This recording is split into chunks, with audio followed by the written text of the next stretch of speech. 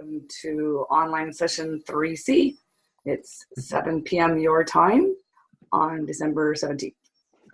So let's start, give you each a chance to share a bit about your PBL and how it worked and if you plan to implement it and any thoughts on the process. So I'll just let anybody who wants to jump in go first.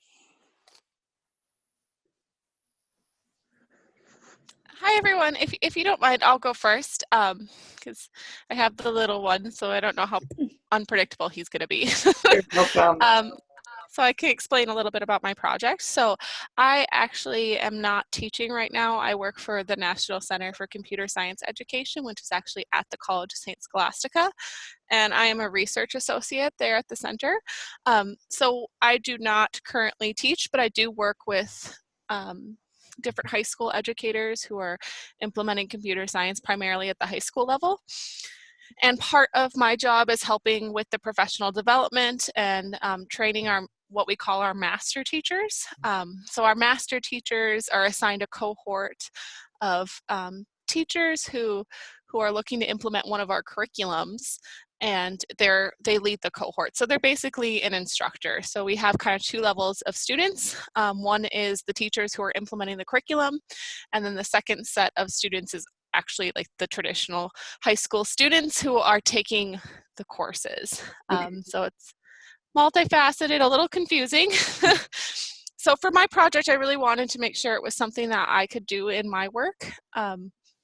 So part of what I focused on with my PBL was, one, training our master teachers to implement an activity and a lesson with their teachers, and then two, actually developing a lesson that the master teachers could do. And the question I focused on was student recruitment. So with computer science, it's disproportionately male, white, and Asian students, and there's a huge movement in computer science to make it accessible for everyone.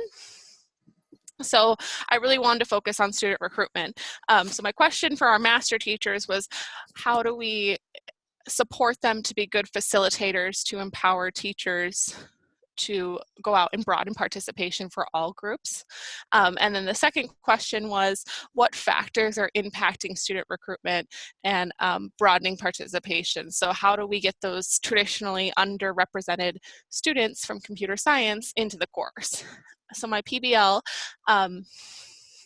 again, it's a little confusing to explain because I have like two tiers.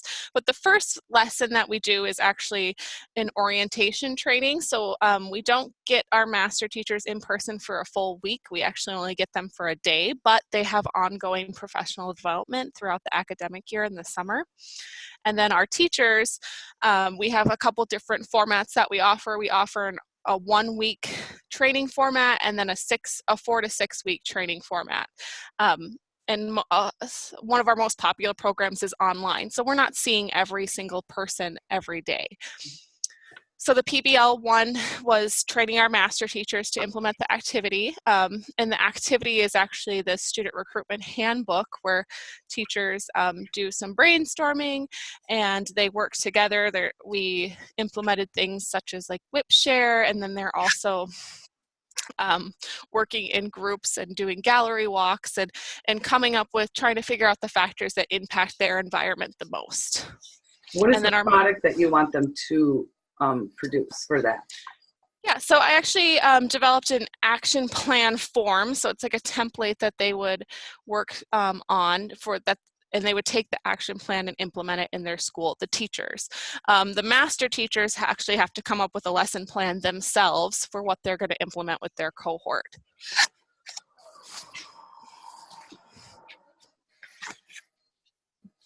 Okay, who's got some questions for Cassandra?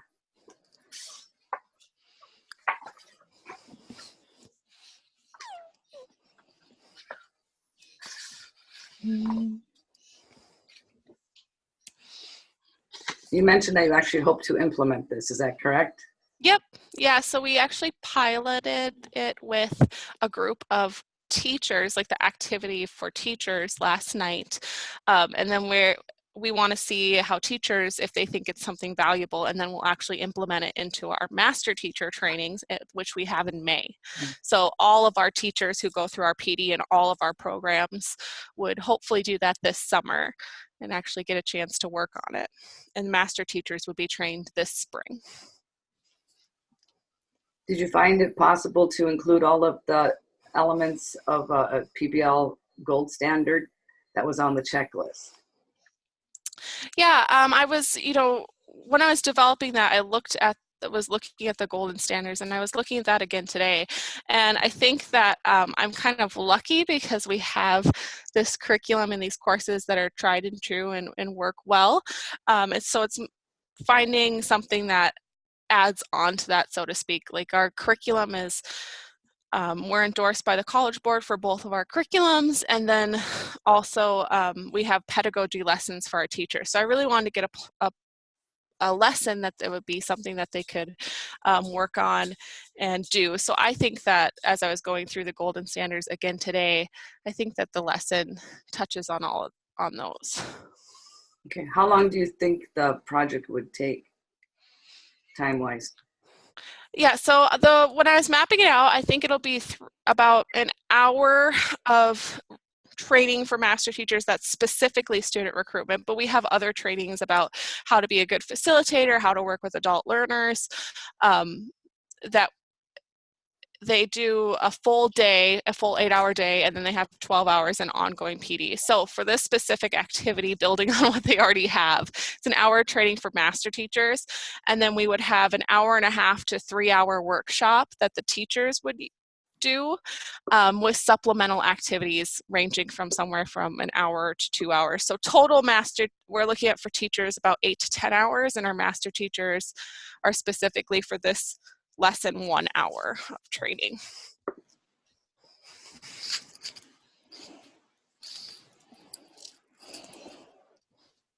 Anybody have any feedback for her?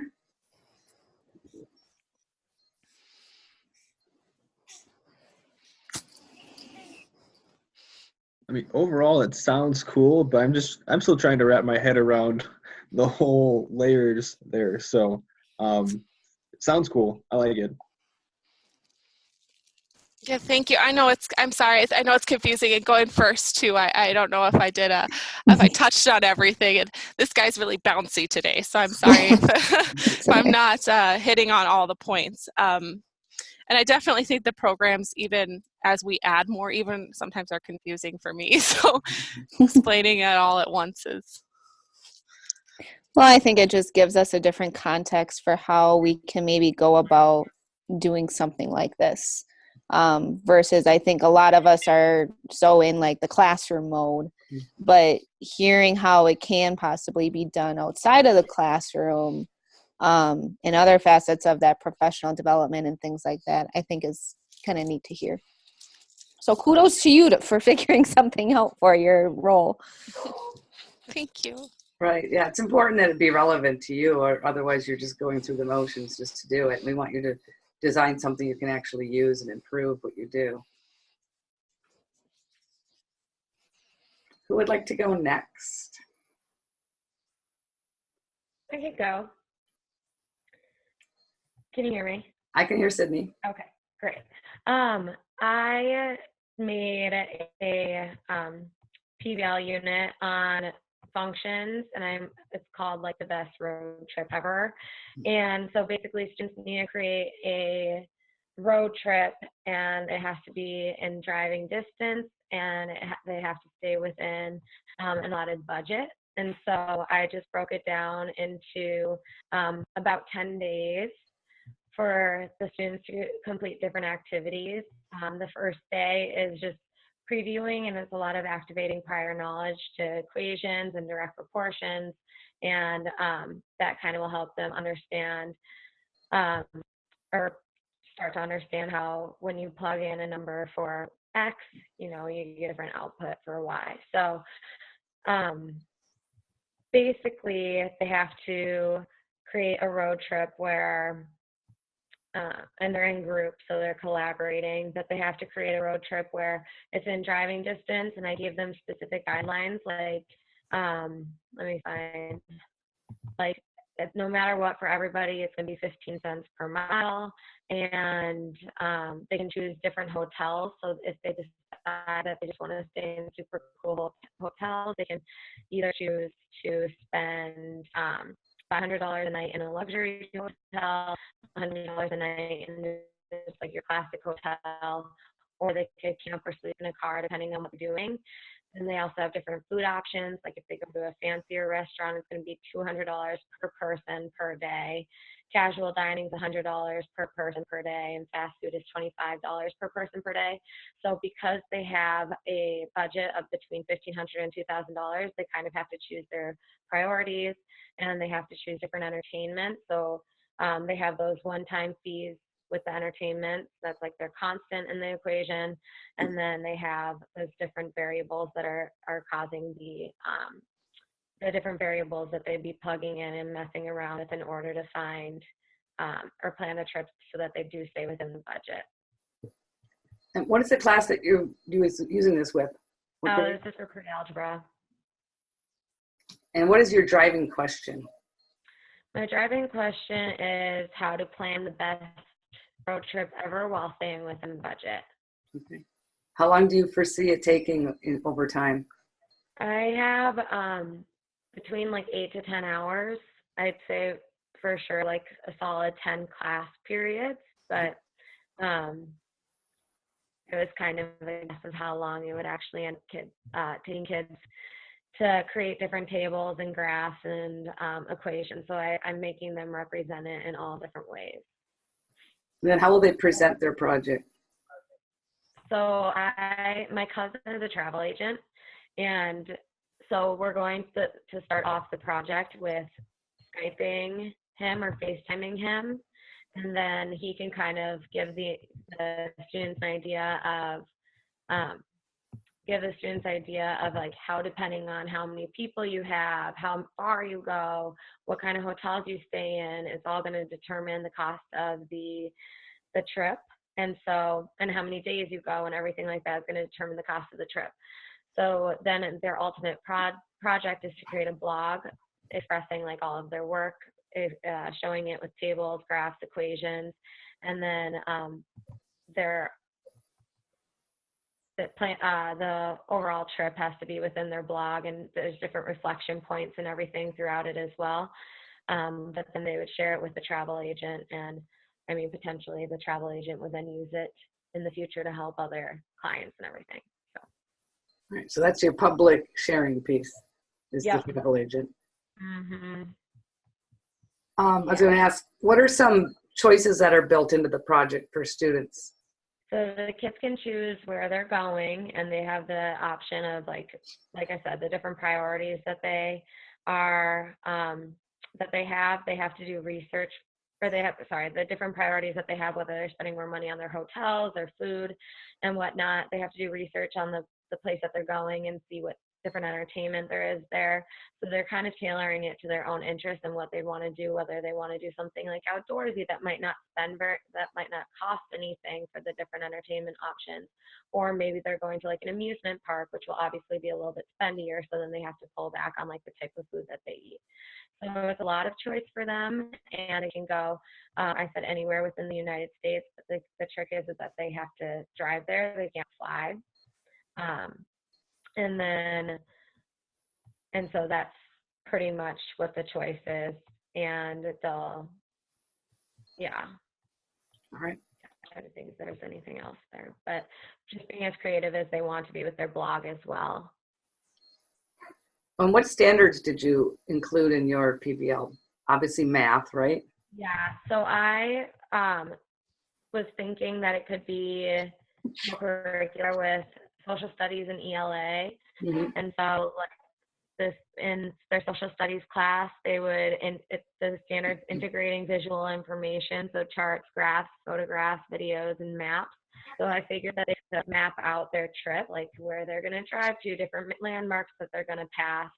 And so they'd actually like Google Maps it, or find the route that they would take and see what they're going to pass. And that would be part of the social studies part of the social studies standards of creating a map for it. And then the other ELA standard is writing a narrative. So then the student would actually write a narrative to describe their trip and a little story that goes along with it. And then the math is obviously creating tables, graphs, equations to represent functions. Do you actually plan to implement it this year? Not this year because I had already done it. And the reason why I even chose it was it was the unit that we were in. And so I was like, this is pretty dry and it could definitely be amped up. Like it was a lot of me just telling and teaching, and there was like no exploration for the students.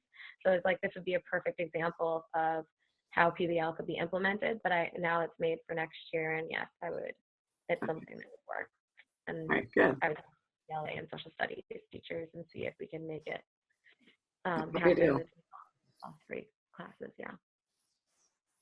Questions or comments? Like the travel agent piece. I think that makes it very real to start and end with that, and might even make some of the students consider it to be more real and more relevant. Thanks.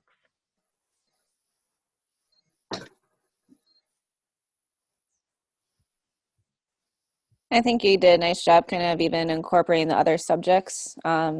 I'm coming from the math background as well, and I know I was struggling to think of something. And as you're explaining, like, oh, why didn't I think of that? It's a really good idea. I think also a couple years ago, I was doing 7th grade language arts as well.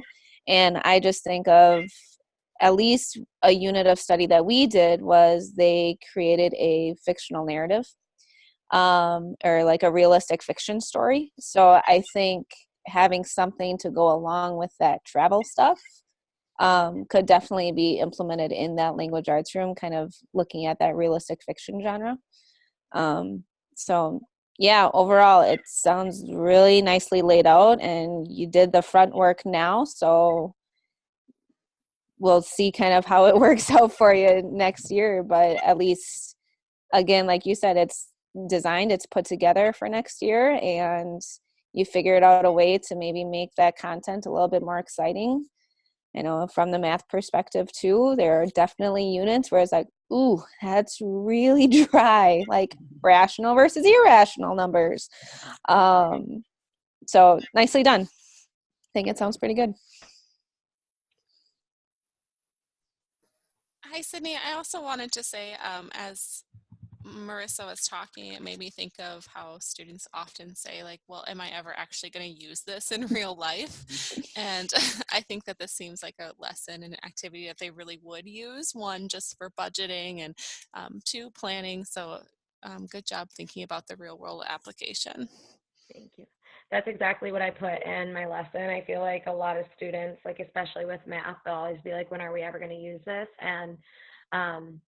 And with like PBL, it just automatically answers that question. So it's something that I do think would be beneficial to incorporate in a lot more different areas of the content that we have to teach, especially in math.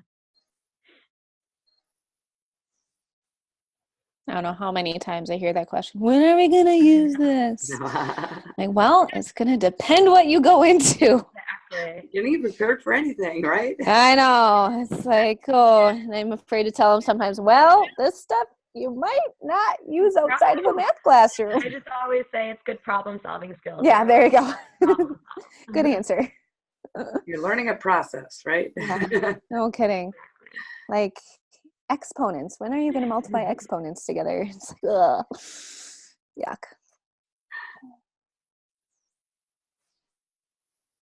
All right, who's up? I would like to go. If I Okay. can.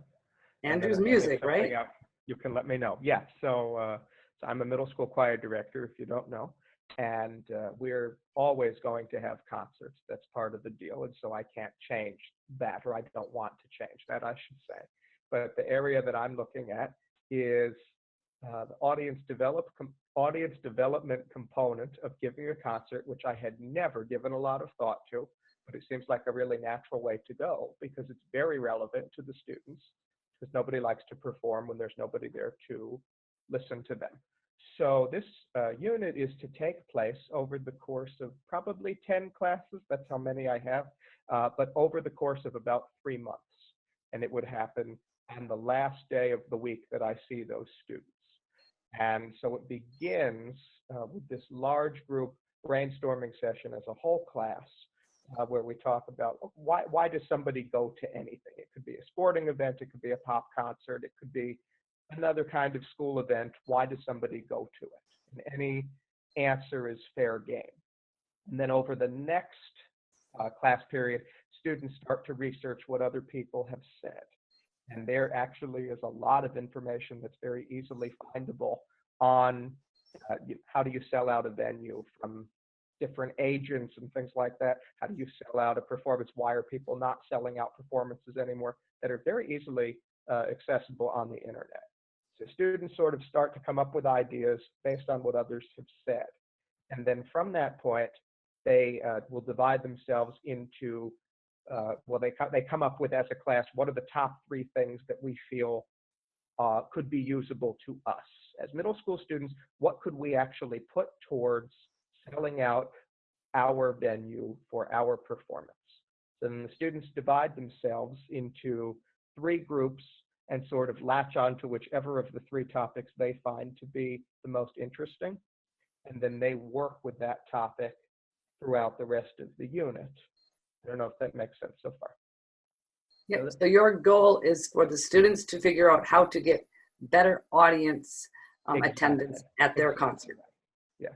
So once students have that group, they go about assembling a presentation, however they wish to, where they will explain to the rest of their class what their focus is.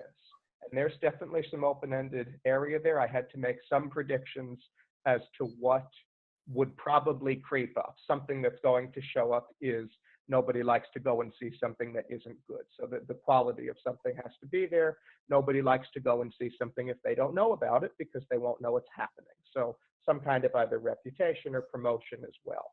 So there are a few of the classes within that unit that kind of focus on those topics, and one of them would be, and it fits in with the music standards of performance and critique, one of them would be, we get recorded by somebody who has access to one of the yearbook cameras, and then students, if they chose that, will edit the video and they will put it out there so other people can see it. And another one is, nobody likes to see something that isn't good. We talk about performance etiquette, and that's something the whole class does. But besides those, it's very much up to the students what they find and how they choose to implement their side of this.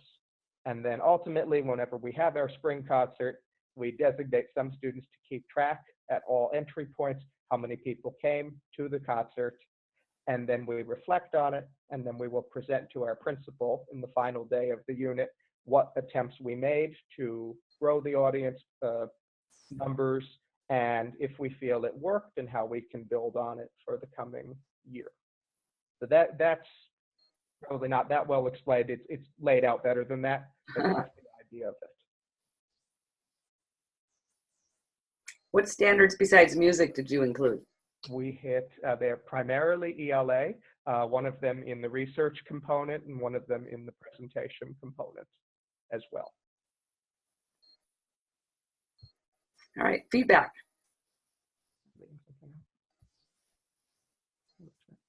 I just want to say, wow, Andrew, like I was in choir for high school and I loved it. And I don't really remember doing any big projects outside of performing. So I love that you gave the students ownership over their performances and trying to empower them to get more people to come. So I think you did a great job on that. And I would be interested to hear how this all goes and how your students like it. Yeah.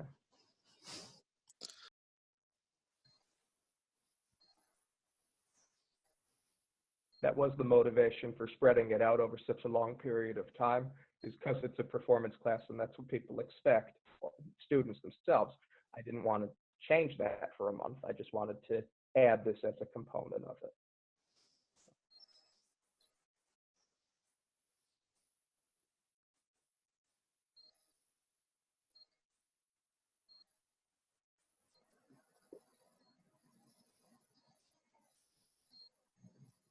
You mentioned that you'll be sharing with the principal, so that's your public sharing piece. That's the public sharing. He comes to all of our concerts and he always introduces, so he's fully aware of what we just had last week as each of our audience numbers, roughly, based on what it looked like.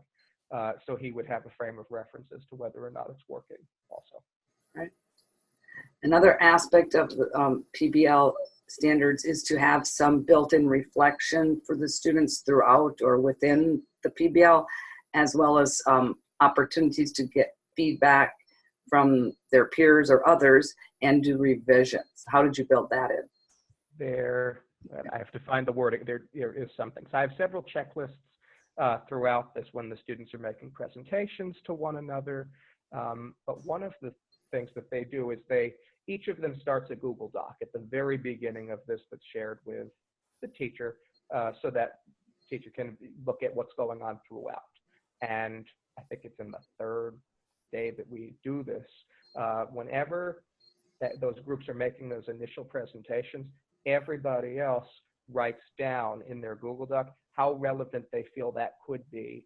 Was it there or was it earlier? It's when they're deciding how relevant could this actually be in a school setting, because not every source they find is for a school setting. So seeing how relevant it could be for the school setting and how they feel they could use that to move forward, or what they might need to adjust in that strategy to make it work out better for their own setting. And that's shared with the teacher. Okay.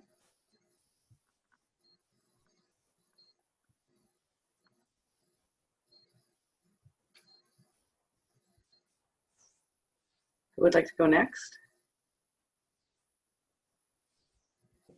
I can go. All right, Belle, you teach. I teach geometry and computer science, so I did A lot mine of about. math in the room, right? Yep. I did mine about geometry. My guiding question. Let me pull it up exactly.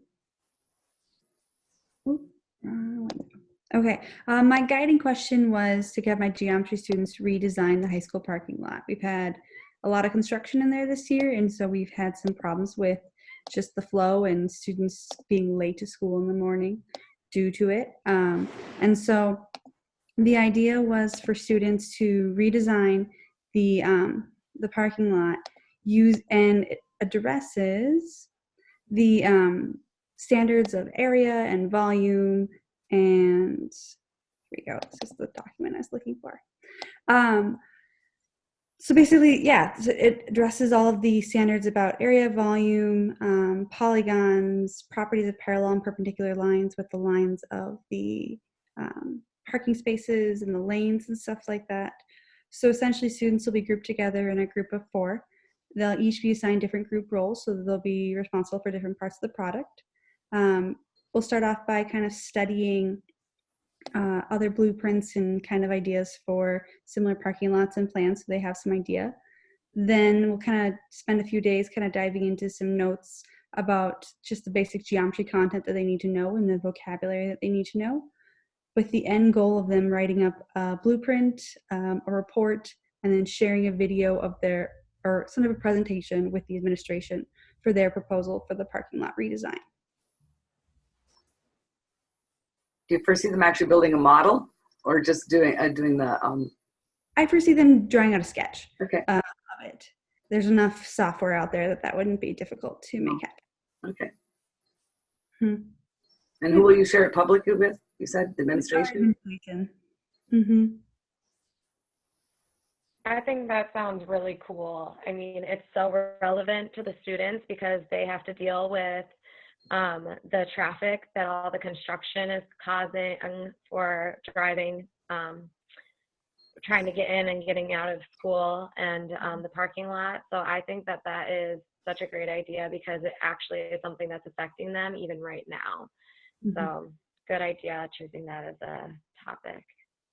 Thanks.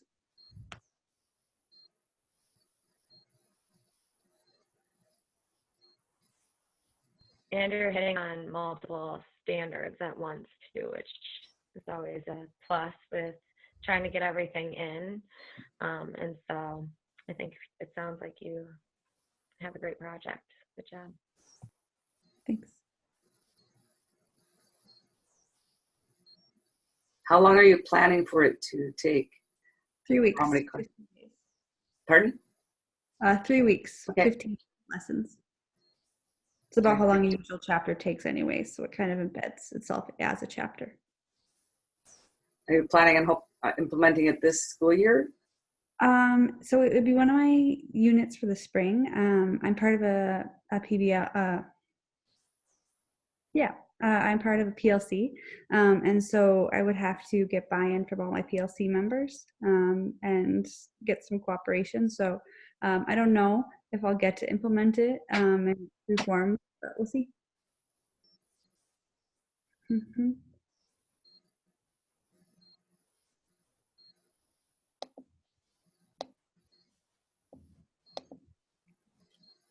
And did you build into the PBL opportunity for reflection and feedback and revision along the way? Yep. So there'd be a journal students would be keeping where each day they'd be given a prompt to respond to. And sometimes it might be some example, just like calculating problems to get them ready for future calculations, in addition to some sentences about whatever the topic for that day is. Also, lesson 9 would be like a fishbowl discussion where students would present their projects in some fishbowls and discuss taking note of other groups' projects and stuff like that as well. Good. There's a peer checklist too, where another group will go through your project and give you feedback on it. Super. Mm-hmm. Had you thought about bringing somebody in from the public sector, somebody who actually works with parking lot design or engineering? Yep. We have a lot of resources for that actually at our school. And so, yeah, that would be something that I could potentially do as well. I just wouldn't line anything up now unless I know I can actually use the unit. It'd be a nice way to bring in the career component of things. Yep.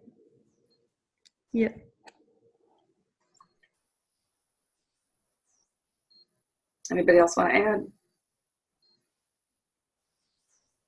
So you said you envision them making a blueprint. Is that something where you would be having small groups do that? Or is that something where the whole class would be fighting on angles together? I don't know how that works. But how do you envision making a blueprint? Each group would be responsible to make a blueprint for their solution. So I have 36 kids in a class. There's 4 groups. So there'd be potentially like 9 different blueprints of solutions per class. 36 in a class. That's a lot. Yeah. Holy moly. People have 39. Holy cow. I had a 29. I'm like, wow. Yeah, high school. Yeah, yowzers. Kudos. Thanks.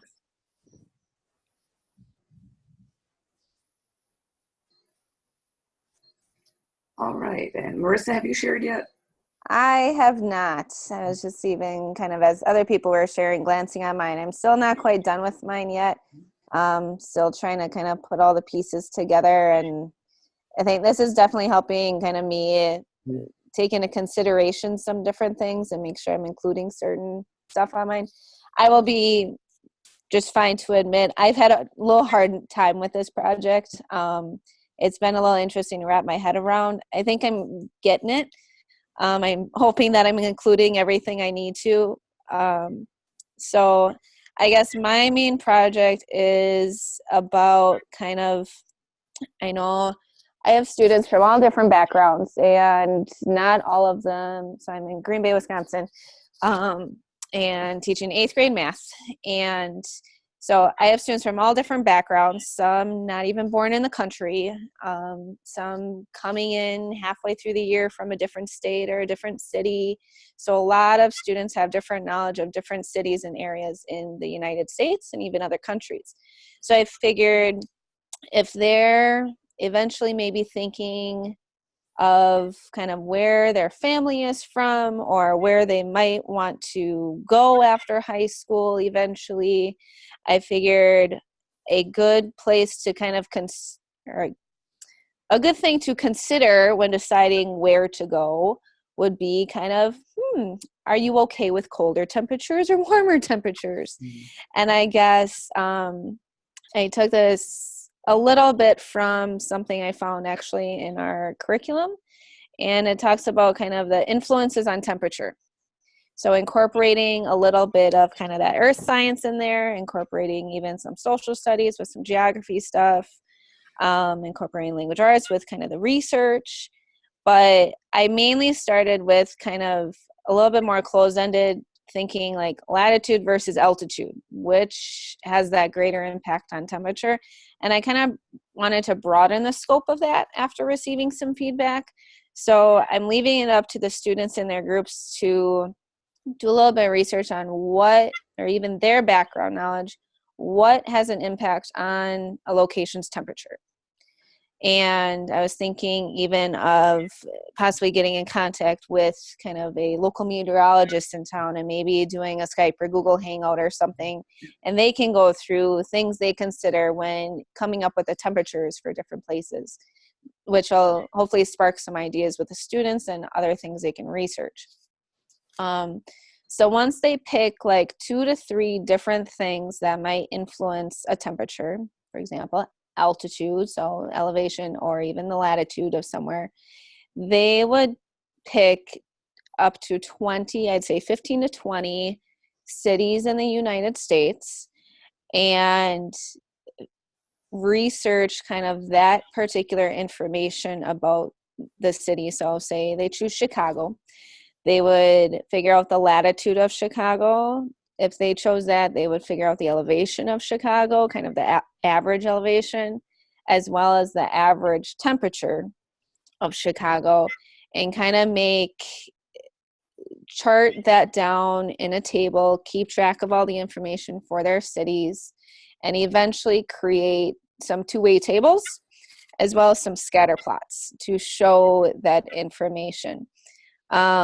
And then with those scatter plots, that's kind of one of the math standards, is creating that scatter plot and interpreting that scatter plot, looking at their different patterns of association.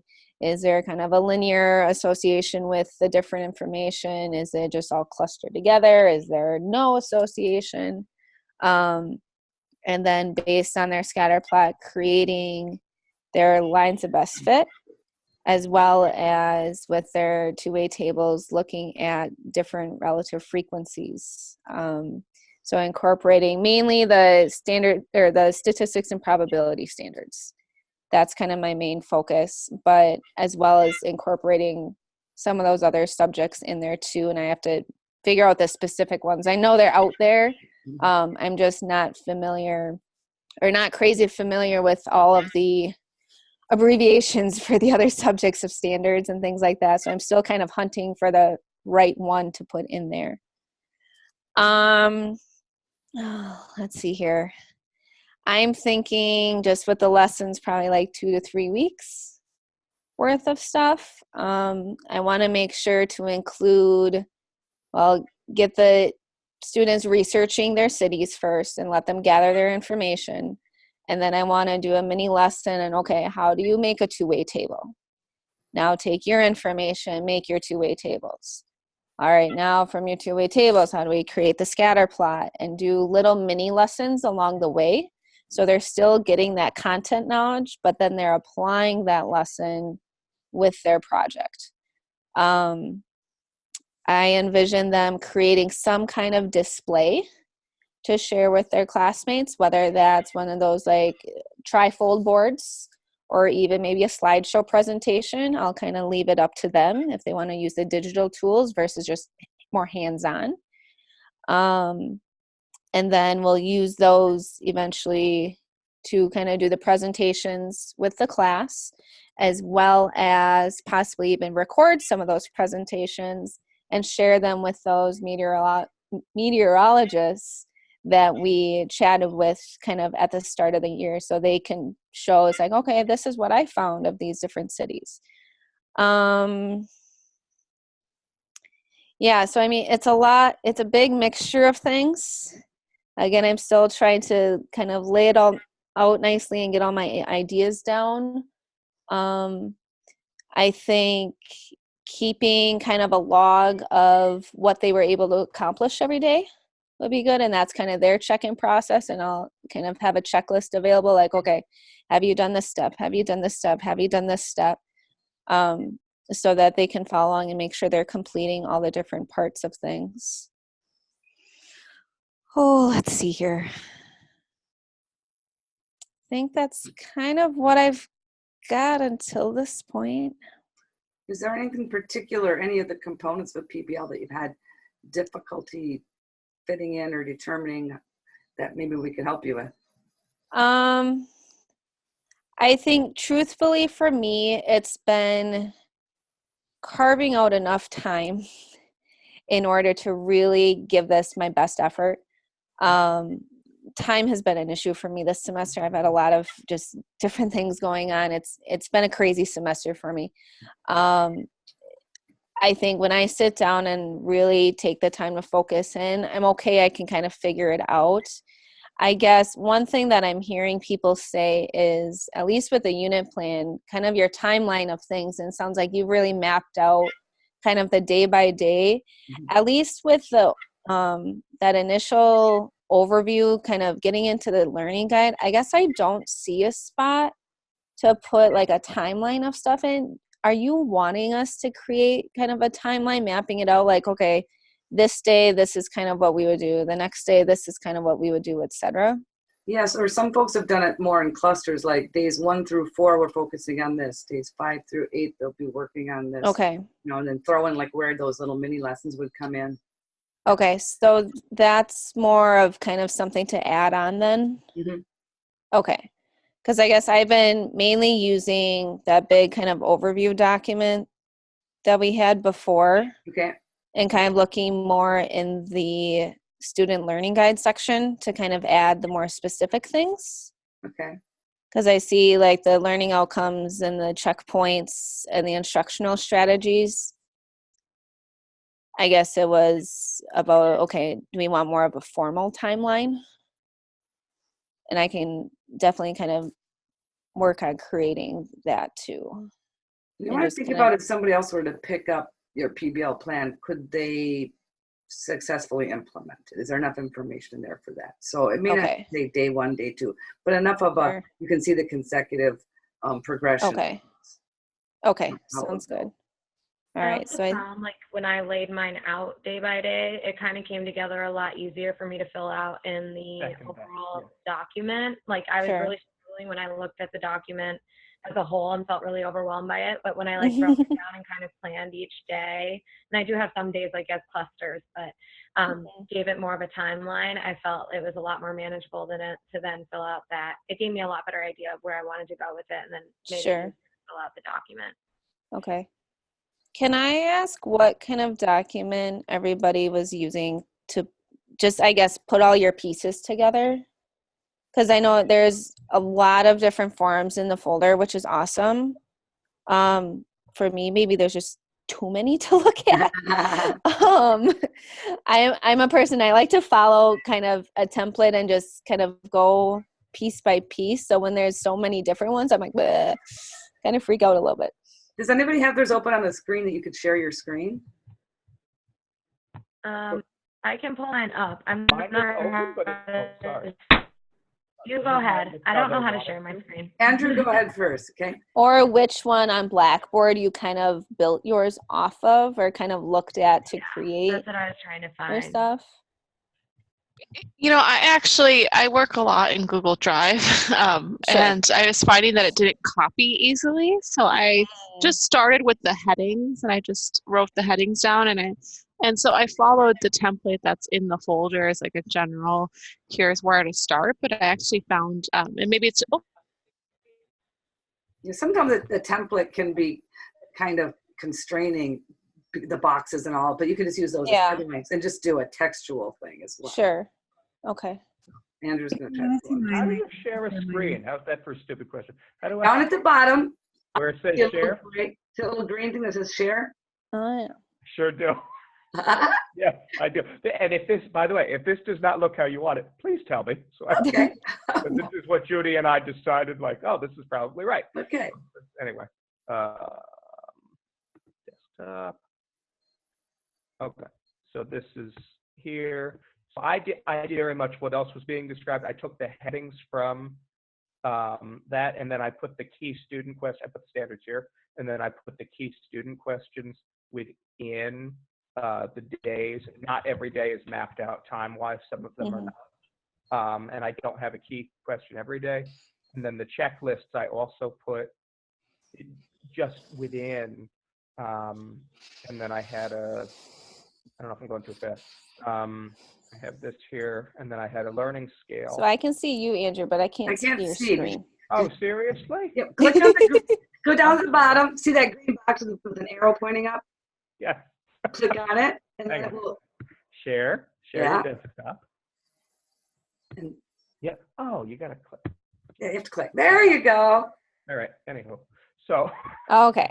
All right, back to So the beginning. Thank you for somebody. Thank you for saying that. I took the headings that we were talking about, Mhm. and I went through here, and I'm again not sure this is right. I put standards Sure. here. Then I mapped out. Not every day has timed out things. The first day does, and some days do. I put Okay. the key student questions here, but again, this is kind of it's kind of casual, but I think somebody could teach from it certainly. Mhm. Again, knowing what's to be accomplished. And then some days don't have that because students They're are work working days, on right? another, right? But in terms of presentation, when there's a checklist, I don't know, I just put it here. The only thing that looks different from that is I did do one thing based off of the learning scale template that we use in my school district, and I did this for the concert etiquette thing. That's the Okay. only one that looks different. But it's also kind of just there on the day that I would expect it to happen. And there's another checklist here. So I don't know if that hits it. And that works, Andrew. And some people would put those as appendices at the end or attachments, and that's fine too. Got it. You wouldn't have to embed the checklist or the rubric right there. You could say, see appendix Would you B. prefer that? Pardon? Would you prefer that? No, either one is fine. That makes sense to me. Great. Okay. Thank you, Andrew. No, Did it yeah, help? you're I hope Yeah. mine or hope Andrew's is good because mine looks almost exactly like that. Oh, Thank God. Okay, then it must be perfect. great. So let's have Drew share. Thank you. Sorry. Hi, everyone. I'm so sorry. My dog hit the power button. I was just saying that I took the I thought it was going to be the baby was a problem, but anyway, Dog at your homework. yeah, pretty much. Anyway, I was just going to say I took the headings. Mine looks very similar to Andrew's too. Sorry, Okay. Drew, for cutting you off. I just wanted to jump back in since I got disconnected. All right, No, let's that's hear from good. Drew. Okay. So I teach physics. So my project is related to energy, where the driving question is how can we use the transformation of energy to do work in our everyday life? So there's basically they're supposed to design something to do something else is the very general approach to it. And kind of the inspiration for this project is like a Rube Goldberg machine. And that's one of the introduction lessons, kind of the entry point of here's how you can do something, maybe in a different way. So you have, the ball rolls down the ramp and knocks something over and does something. Can we actually make something either useful or applied in that way? So the way that I've built this project is the beginning has some learning targets, some basic vocabulary. Then they do the research where they look at a Rube Goldberg video, and then they research their own and try and do some discussion relating to energy transfers in that. And then they brainstorm what they would like to do. And they could be anything from very practical transformations to kind of wacky, however they want to do that. I'd like to kind of promote any of those options. I want them to come up with a few of those and then pitch it to two other people. So they'll come together with a group. Everyone is going to pitch their series of ideas, and then they'll pick one as a group to kind of delve in further with. And then after they've done that, they're going to do some research. Are they working on something that has already been made, or are there any other similar things? And then they can use that to refine their own idea. So doing a little bit of revision. And then after that, kind of finalizing their design. What exactly do they want it to do? How is it going to happen? And then they can either decide to draw, like a prototype, or build it if it's reasonable. I was kind of also inspired by those videos that we watched in the beginning of the semester with their crazy project ideas. So I kind of tried to recreate that a little bit, at a smaller scale, of course. And then once they've created their device, whether it's in real life or just an idea still, they'll write a short essay about how they work their way through it. So there's still some individual responsibilities, and then they'll create a short presentation once again as a group, to kind of showcase, kind of science fair style, what they built up, and people can do a gallery walk through and see all these cool ideas, hopefully. Excellent. Who all will you invite to the gallery? The idea would be to have just like all the physics students kind of walking through, and we've got usually 4 concurrent physics classes at once. So that'd be a pretty good stream, possibly too many. Craziness. But otherwise, maybe there would be a parent walkthrough where we leave them up or something like that. Bring your principal through. Yeah, I'm sure he would stop by anyways.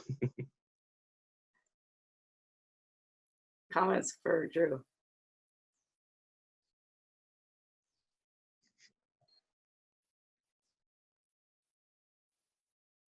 I'd have missed this, and I also didn't take physics because I decided I was going to be a music teacher before I finished high school. And I didn't. But I am curious. I love the idea, and when I think of machines, I think of Rube Goldberg stuff, and I love the idea of all that. It sounds like such a bad question. I don't mean it that way at all. What does it teach? What standards does it teach, or what are you doing? Because I didn't hear about any equations, and that's why. Sure. First, I'll say what the actual standard is. So I've got that here. The standard is when objects change their motion or interact with other objects in the absence of friction, the total amount of energy remains the same, which basically means if you lift up something, for example, you are giving it energy. And by doing that, if it were to fall, maybe it would knock something over, or it could do something else with that energy. And that transformation is the main idea. And there's multiple types that they need to know and all that kind of stuff. But the whole machine is all about transferring energy from one object to the next, and that's what causes it to do things. Yeah. That's a kindergarten's explanation, I think. It works. It's a hands-on way of doing that. What other subject areas did you bring in for standards? I did some media literacy when they have to do some research and doing the revising of their idea. I've got some research pieces and literacy skills in that section. Good. Anybody else with a question or comment for Drew?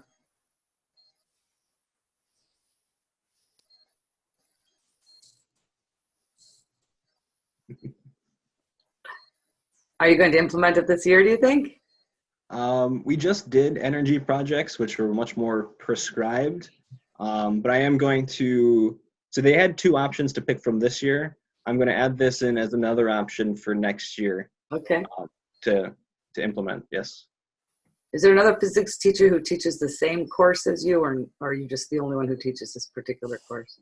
There's 5 of us. All right. You going to share it with them? Maybe let them try it too. We do, during these projects, we do a lot of shuffling around of students, actually. So like if a student picks the roller coaster project, they work with me during that period. If they pick the racer project, they go to a different teacher. So it's actually been total chaos for the last 2 weeks. So are you all teaching at the same time of the day then? We usually have 3 or 4 concurrent classes. That makes it easier to share students then. That's Yeah. neat. Yeah. It's still crazy though. Yeah, I'm sure. And let me think. Yeah, you definitely mentioned some choices in there and some points along the way where they'll get feedback and reflect on what they're doing. So we have only about 5 minutes left. I want to keep you to your hour. You got lots to do. So I wanted to kind of go over some things to make sure you're hitting all the key elements, okay? Because some that I have found that get forgotten is within your, actually, I'm gonna share my screen, and I sent you a link, and I also put it in Blackboard, the PBL grading rubric. Have you opened this up and seen it? Yes, but the one I've seen has red writing on it, so maybe I'm not looking at the right. Oh. I don't know. There was something under rubrics or grading boxes. Okay, look for the one that's called PBL Unit Plan and Reflection Rubric. Okay. I'll post it again tonight to make sure everybody has that, because there's several different rubrics, I think, within that course resources folder. So this, you'll see exactly how I will go through and just make sure, like, grade your own paper basically to see, I skipped this. It should have sustained inquiry. What's sometimes it's there, but you don't make it explicit in the plan, so I might not see that that's it, if you know what I'm saying. Here's a piece that gets forgotten, is the reflection. So this is a reflection about your PBL and the development of it. Oh, I'm sorry. No, that's a reflection for the students within your plan. Here down at the end, your self-reflection at the very end of the rubric, because I want you to reflect on how it evolved, what changes you made along the way, how does this change the way you taught the same content in the past? A couple paragraphs, not huge. Up above here, the references, this is another piece. Within your plan, if you refer to or include something you found elsewhere, you want to make sure you cite that source and give them credit.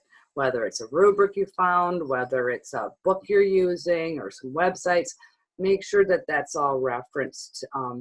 Sometimes you might take something you find and change it, and then you can just say adapted from, so-and-so's rubric found in this place.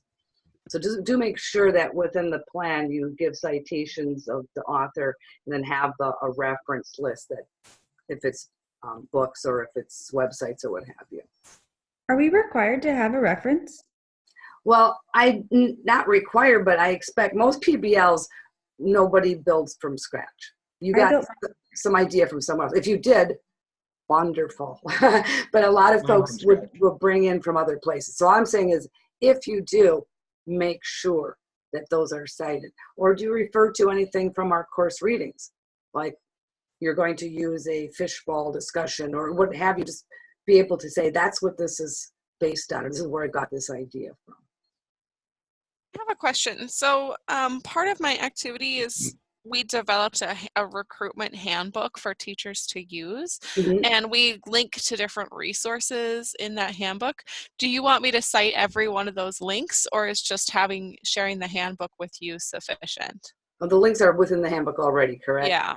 Right, and that's okay. And also, if you're using links, like if your students are using certain websites and you actually have the full link within your plan, that's good.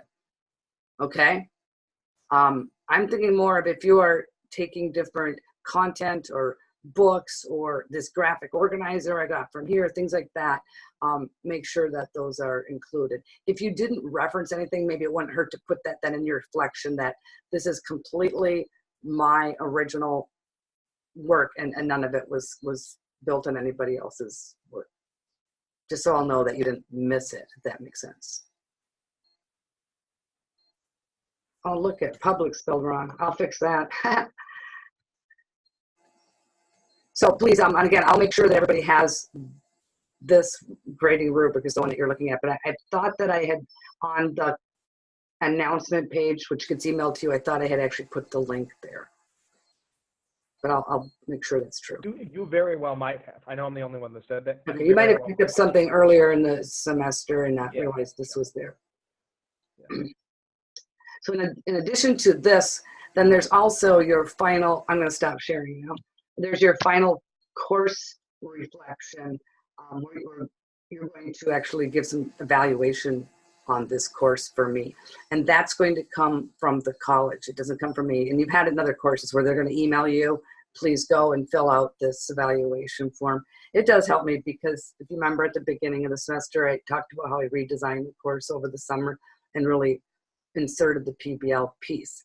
And there was points where I on purpose left it kind of open-ended for you and didn't prescribe too much. That caused some people a little angst because they would rather have more direction and it needs to look like this. And I'll say, well, it can look like this or something you design. And everyone's like, whoa.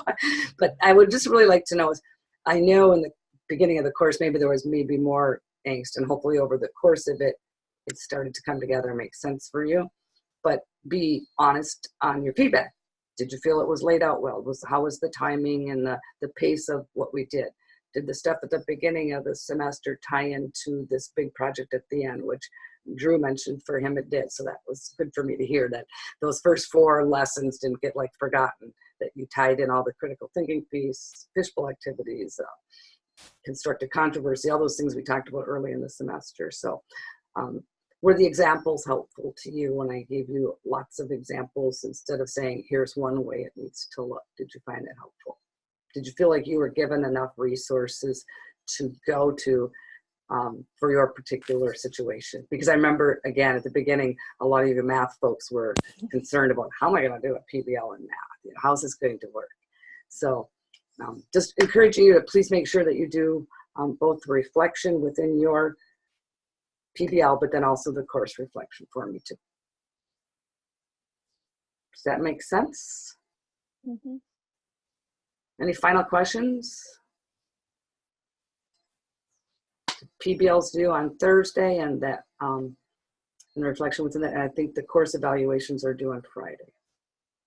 And then your grades have to be up by, I think it's kind of funny, I think it's like December 26th is when I have to have grades posted. So hopefully I won't be doing that on Christmas Day. Yeah. All right, we're 2 minutes over, so I should let you go. I'll hit stop on the record and look forward to reading all your finished plans. And go ahead, look at other people's and share with each other. Oh, one last thing. Was the peer process, the peer feedback, was that helpful? Yes, very good. Kind of helps you. Yeah, very helpful. Yeah. It helps you give that little help along the way before it comes to me. You know what I mean? It's like, okay. Yeah. So, good. Appreciate it. All right. Good night, everybody. Thanks. Happy end of semester. You did it. And Merry Christmas. Yeah. All right. Bye-bye.